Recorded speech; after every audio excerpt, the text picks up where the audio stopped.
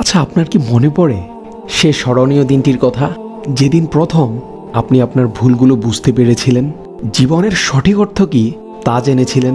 মনে পড়ে কি সে দিনটির কথা, যেদিন আল্লাহ আপনাকে প্রথম হেদায়েত প্রাপ্ত করেছিলেন?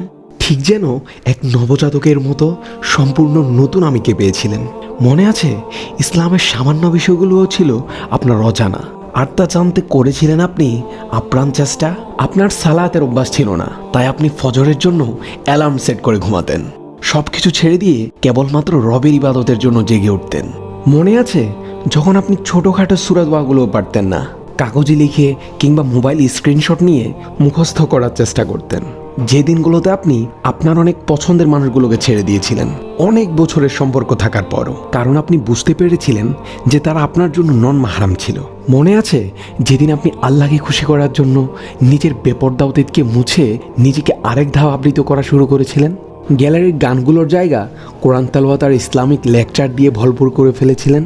আপনার কি মনে পড়ে সেই দিনগুলো, যখন আপনার কাছের মানুষগুলোর কাছ থেকেই দিন পালন করায় অপমানিত, লাঞ্ছিত হয়েছিলেন? আপনি অনেক অনেক কটূক্তি শিকার হয়েছিলেন, তারপরও আল্লাহকে ভালোবেসে সবর করেছিলেন। কতটা মধুর ছিল সেই দিনগুলো, সেই ইমানের স্বাদগুলো। আল্লাহ কেবল তার প্রিয়